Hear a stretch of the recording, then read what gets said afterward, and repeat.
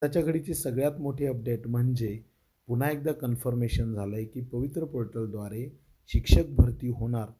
कारण महाराष्ट्र शासनाचे उपसचिव यांनी सर्व जिल्हा परिषदेच्या मुख्य कार्यकारी अधिकाऱ्यांना आदेश दिले आहेत.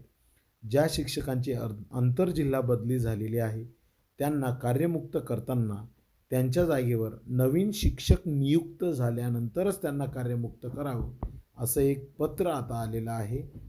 ते आदेशपत्र काय आहे ते आपण आता बघणार आहोत. तत्पूर्वी नवीन असाल चॅनल सबस्क्राईब करायला मात्र विसरू नका. चला बघूया ते पत्र. महाराष्ट्र शासन ग्रामविकास विभाग काय म्हटलंय बघा. दिनांक 4 जानेवारी 2024. मुख्य कार्यकारी अधिकारी जिल्हा परिषद सर्व. जिल्हा परिषद प्राथमिक शिक्षकांच्या आंतरजिल्हा बदल्यांबाबत.